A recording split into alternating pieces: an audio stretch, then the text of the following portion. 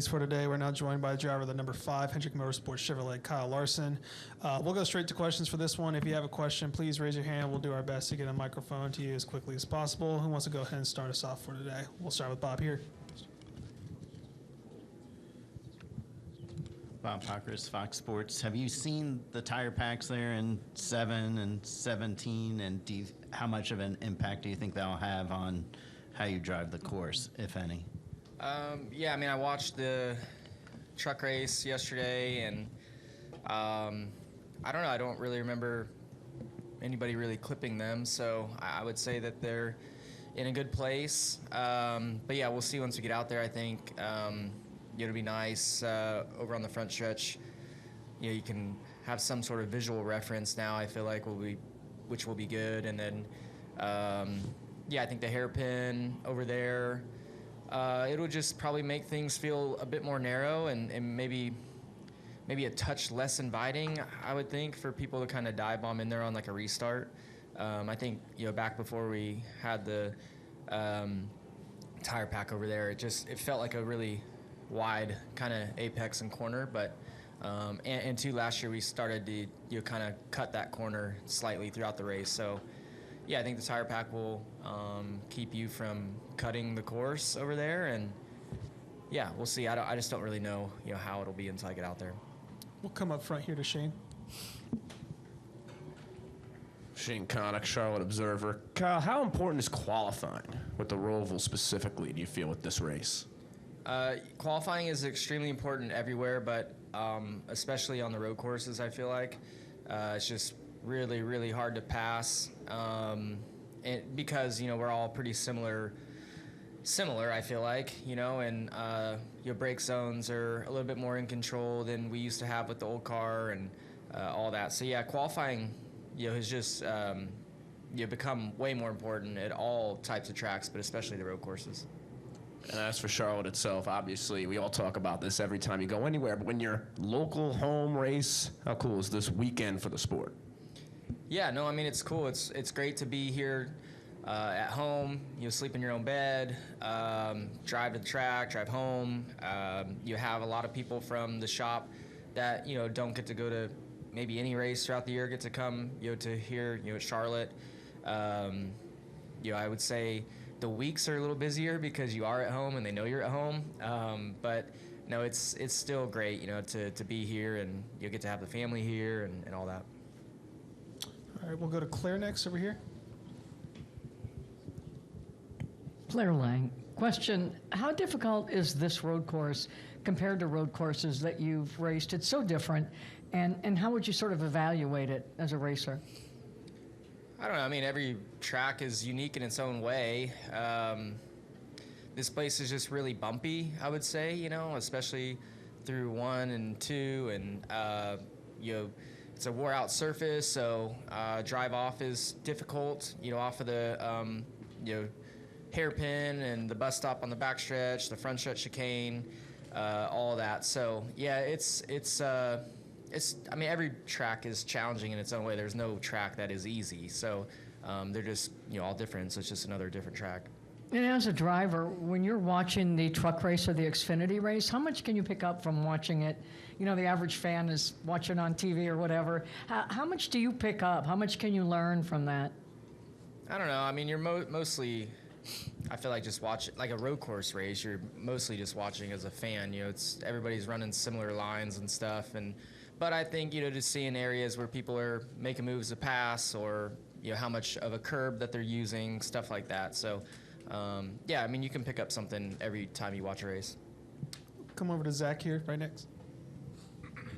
Zach Sturdy, NASCAR.com. Kyle, there's obviously a lot of talk about SVG and his prowess on the road courses, being that he's 4-0 in the last 4. But entering here as the defending winner of the ROVAL, what do you feel like the 5 team was able to find last year, especially on the first year of this configuration, that can translate to year 2? I think I would say in our next-gen ROVAL races here, I've just never felt comfortable. My car just feels on edge of, out of control. And last year we worked on it a lot, and my car balance was really comfortable. and it showed for speed. So I'm hopeful that this time around we'll have that same sort of feel and comfort. It's a different tire though, so I haven't been good on road courses this year as we've changed the tire. So I don't know what to expect. I hope that will be good, but we'll find out here shortly. We'll take 2 questions here from Trent, then to John, and then we'll go to Dustin. Trent Larson, FrontStretch.com. Kyle, how would you evaluate your playoffs up to this point? It's an elimination race, and you're setting pretty good points at the moment. And going forward into the next round, what are some things you might need to clean up or to do better? This round has gone pretty good. I feel like both of the 2 races have been pretty similar. Really a few of the races have been, similar, where we've gotten lots of stage points and then didn't finish as high as we had run in the first 2 stages, but I feel like our speed has gotten better. I feel like we're executing well.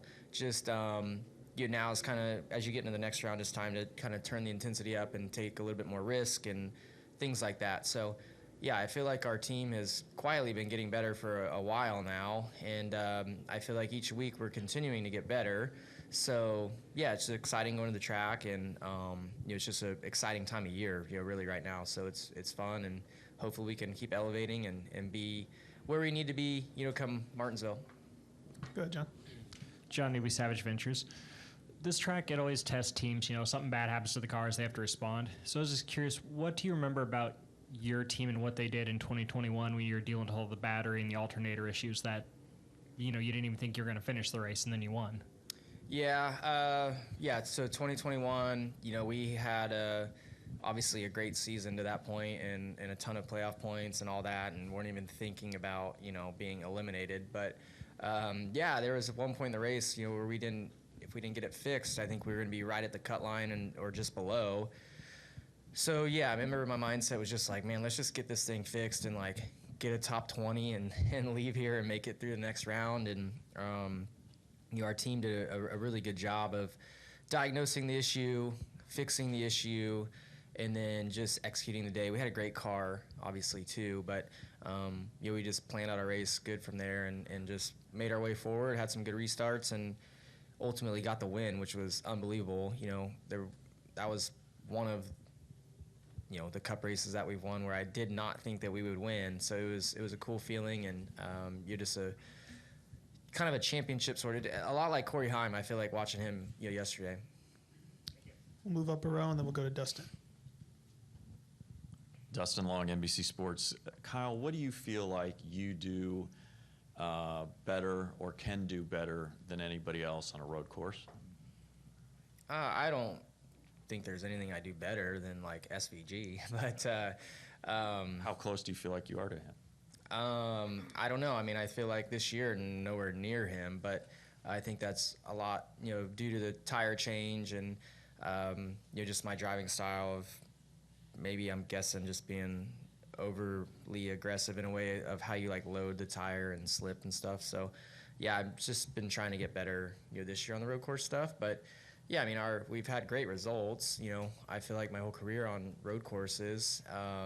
So I definitely don't feel bad, but it's just a combination of things, I think. But even same as ovals, your car has to be good, you have to execute well, and so I don't know that there's one particular thing that I'm better at than anybody else, but I think our team just does a good job, and hopefully it's the same case this week.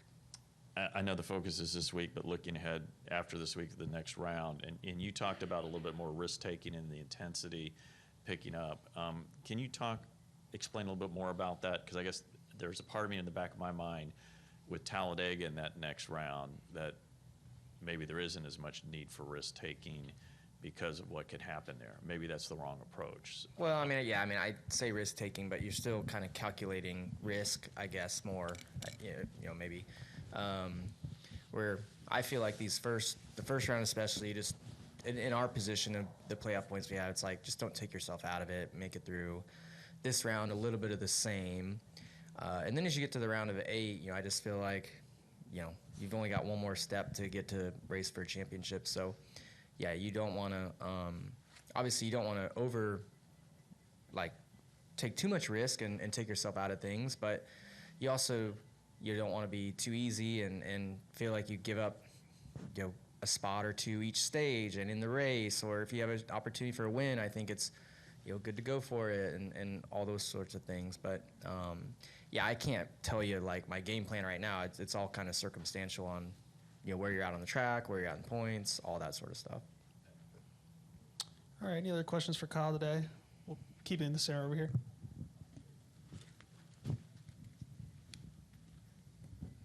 Richard Allen, motorsportsreport.net. Kyle, you obviously have an extensive dirt racing background. Other dirt racers have done well on road courses too. Is there any aspect of racing on dirt that translates to road courses? I think for me, I definitely feel like I adapted okay to road course racing, given I had zero experience at it before I came to NASCAR, like not even a go-kart or anything. But to me, these cars are a little different now, the next-gen cars, but back when I started, sprint car, you have a lot more kind of travel and can feel the car moving around, where you would get on an oval and everything was just so stiff and rigid.